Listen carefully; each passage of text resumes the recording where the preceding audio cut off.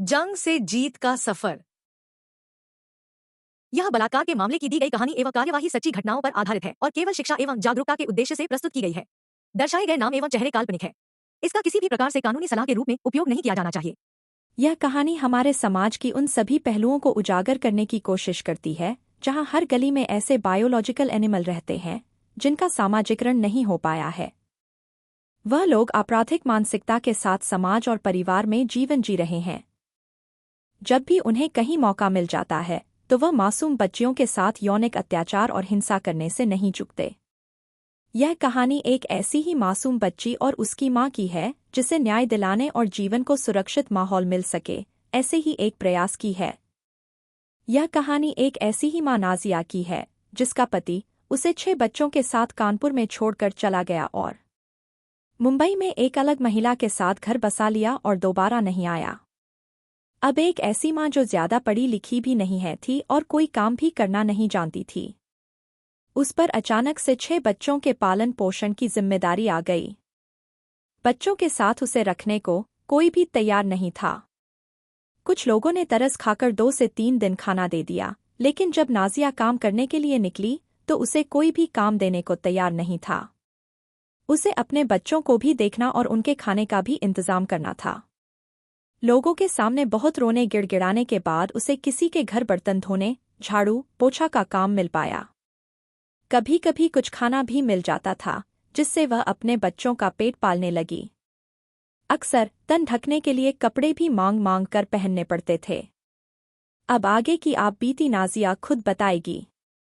मेरे बच्चों की जिंदगी किसी तरह बहुत अभाव में पल रही थी। मैं उनसे रोज कमरा बंद करके उन्हें अंदर रहने की हिदायत देकर सुबह उनके लिए रोटी बनाकर चली जाती, दोपहर में 1 बजे आकर थोड़ा सा खाना खाती और बच्चों से बात करती, उन्हें प्यार करती और फिर 2 बजे चली जाती, रात में 7 बजे तक आती। मैं खुश थी कि चलो मैं अपने बच्चों का पेट तो भर पा रही हूँ। मेरी इसी समय की मजबूरी का फायदा उठाते हुए पड़ोस में रहने वाले एक युवक ने मेरी 7 वर्ष की बच्ची के साथ वह घटना कर डाली जिससे मेरे पैरों के नीचे की जमीन खिसक गई। मुझे नहीं पता था मुझे मेरी गरीबी की इतनी बड़ी सजा मिल जाएगी। उस दिन भी मैं रोज की तरह अपने काम के लिए निकल गई थी, लेकिन जब लौट के आई और मेरी बेटी मुझे नहीं मिली तो मैं पागलों की तरह उसे ढूंढने लगी। एक सुनसान जगह पर, गंदी जगह, वह बेहोश मिली, खून से लटपट, कुछ भी बोलने की स्थिति में नहीं थी। तुरंत आसपास के लोगों ने मेरी मदद की और पुलिस को सूचना दी। पुलिस ने मेरी बेटी को तत्काल सरकारी अस्पताल में भर्ती कराया। डॉक्टर द्वारा उपचार किया गया जिससे उसके साथ दुष्कर्म की पुष्टि हुई। एक पुलिस वाले ने मेरी मदद की और मुझे थाने ले जाकर पॉस्को एक्ट के तहत 376/3 की धारा FIR में लिखवाई। मेरी बेटी के 2 ऑपरेशन किए गए। मुझसे मेरी बच्ची के हालात देखे नहीं जा रहे थे। मेरा कलेजा फटा जा रहा था। कुछ दिनों बाद मेरी बेटी को होश आया और उसने बताया कि उस दरिंदा ने टॉफी देने के बहाने मेरी बेटी को अपने पास बुला रहा था। भयंकर गर्मी होने की वजह से आस पड़ोस के सभी लोग अपने घरों के अंदर थे। मेरी मासूम बच्ची टॉफी लेने के लिए उस युवक के पीछे चली गई। वह मेरी बेटी को एक सुनसान जगह पर ले गया जहां उसने उसके साथ जघन्य अपराध किया और उसे जान से मारने की कोशिश की। साथ ही यह भी धमकी दी कि अगर तुमने अपनी मां को बताया तो मैं तुम्हारी मां, भाई और बहनों को भी जान से मार दूंगा। शायद किसी की आवाज या आहट सुनकर वह मेरी बेटी को खून से लटपट अधमरा छोड़कर चला गया। मैं उसे उसकी दरिंदगी की सजा दिलाना चाहती थी, लेकिन सजा दिलाना तो दूर, वह रोज मुझे धमकी दे रहा था और मुझे केस वापस लेने के लिए ब्लैकमेल कर रहा था। मेरी कुछ समझ में नहीं आ रहा था। मेरे पास ना तो पैसा, ना वकील, ना कोई साथ देने को तैयार था। मैं कमाने जाती, बच्चों का पेट भरती या लड़ाई लड़ती। वह दिन मुझे आज भी याद है जब सखी केंद्र की 2 बहनें मेरे कमरे पर आई और उन्होंने मेरी पूरी बात सुनी और हिम्मत बढ़ाते हुए कहा कि तुम परेशान मत हो, तुम अकेली नहीं हो, हम लोग सब तुम्हारे साथ हैं। तुम बिल्कुल मत घबराना, हम सब मिलकर आरोपी को सजा जरूर दिलाएंगे। मुझे लगा कि मुझ पर खुदा की रहमत हो गई है। फिर दीदी मुझे संस्था की वकील के पास ले गई। वकील की मदद से मेरा केस निशुल्क लड़ा गया। संस्था ने मेरी आर्थिक मदद भी की और मेरी बेटी की जहां एक तरफ इलाज में मदद की, वहीं दूसरी तरफ कोर्ट में चल रहे केस में लगातार ऐसे दौड़ती रही जैसे कोई अपनों के लिए भी नहीं दौड़ता। संस्था द्वारा साल में एक बार वुमेन्स कोर्ट आयोजित किया जाता है, जिसमें वरिष्ठ अधिवक्ताओं द्वारा सलाह दी जाती है। मैं भी इसमें शामिल थी। कार्यक्रम के दौरान मेरे केस में वरिष्ठ वकीलों ने भी सलाह दी। समय पर अदालत की तारीख में जाती। संस्था ने मेरी बहुत सहायता की और मेरी बेटी की आर्थिक सहायता के लिए कचहरी से रानी लक्ष्मीबाई योजना के तहत नाबालिग बच्चियों के साथ हुए दुष्कर्म में जो धनराशि मिलती है, उसके लिए फॉर्म भी भरवाया, बैंक में खाता भी खुलवाया, जिससे मेरी बेटी का भविष्य बन सके, उनकी पढ़ाई लिखाई हो सके और वह अपने पैरों पर खड़ी हो जाए। मेरे बच्चों को ठंड से बचने के लिए जहां एक तरफ गर्माहट देने के लिए कपड़ों का इंतजाम किया, वही हमारे अंदर वह हिम्मत भरती। मुझे ऐसा लगने लगा कि अब मैं अकेली नहीं हूँ। संस्था में पहली बार जब मैं लीगल एडवोकेसी वर्कशॉप में शामिल हुई, तब मैंने देखा कि वहां मेरी जैसी बहुत सारी महिलाएं हैं जिनके लिए यह संगठन पूरी शिद्दत से न्याय दिलाने के लिए प्रयास करता है। कई अलग अलग लोगों ने जब अपनी कहानी वहां सुनाई। किसी ने कहा कि मेरी बेटी को दहेज के कारण मार डाला गया था, लेकिन अब हमारा केस फैसले के नजदीक आ गया है।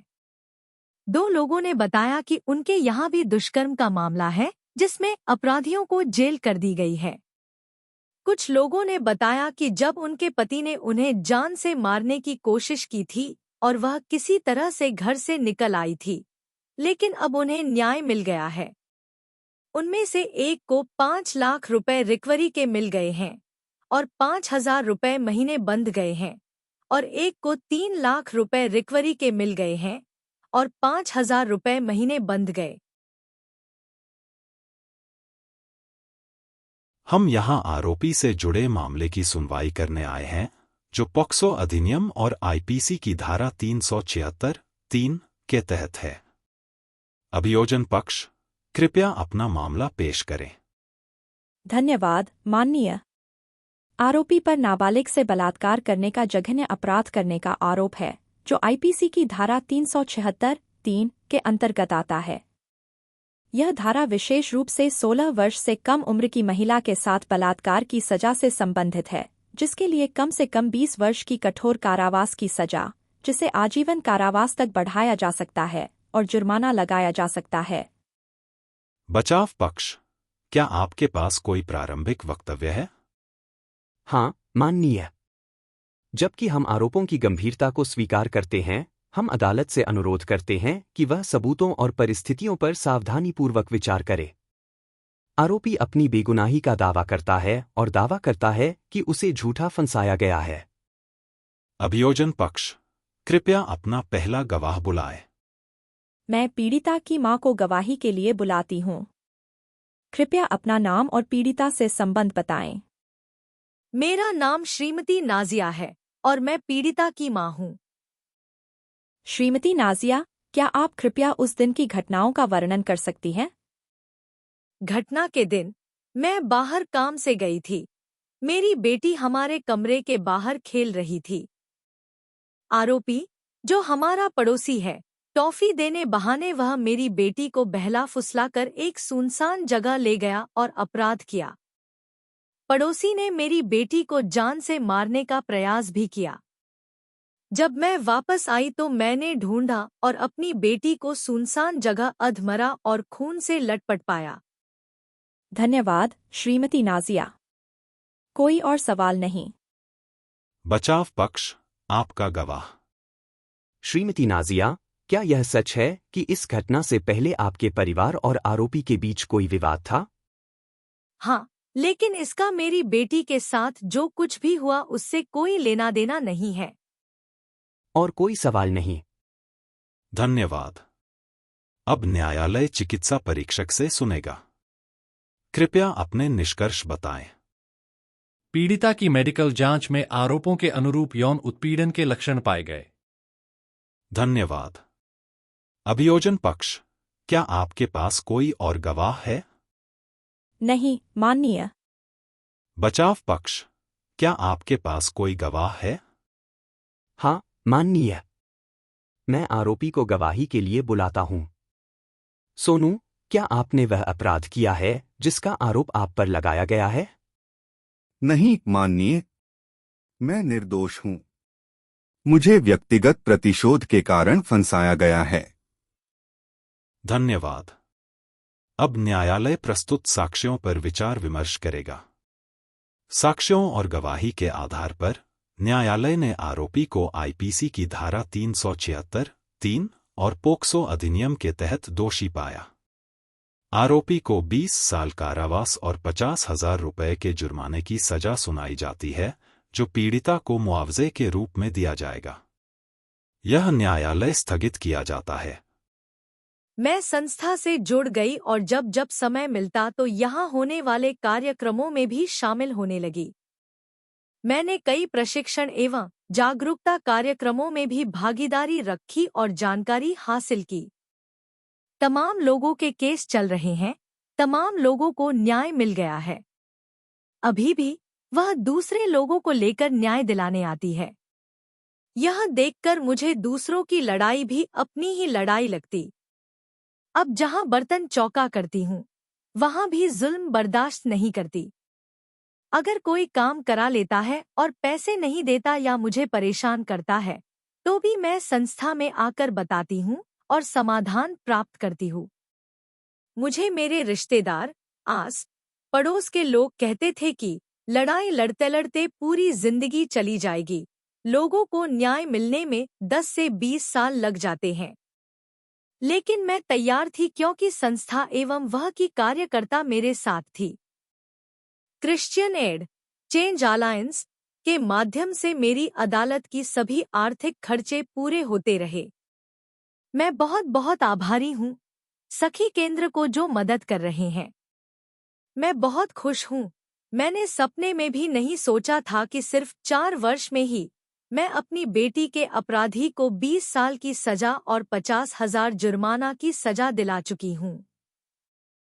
2 वर्षों से तो मैं खुद भी किसी परेशान, हिंसा से पीड़ित महिला को देखती हूँ तो उन्हें लेकर सखी केंद्र में आ जाती हूँ और सभी से बताती हूँ कि यह ही एक ऐसी जगह है जहाँ एक्सेस टू जस्टिस टीम द्वारा सूचनाओं का संकलन, एफआईआर, प्रार्थना पत्र, विभागों के लिए प्रार्थना पत्र, सहमति पत्र, मीडिया, एडवोकेट, पुलिस डिपार्टमेंट अधिकारी इत्यादि विभागों, पुलिस स्टेशन अदालतों में दर्जनों, सैकड़ों बार दौड़ना सरकारी योजना का लाभ दिलाने के लिए, सब कुछ आपके लिए निःशुल्क है। आपकी मदद की जाएगी। यह गरीब महिलाओं की सहारा है और यहाँ कोई जाति धर्म की बात नहीं होती, सबको गले लगाया जाता है।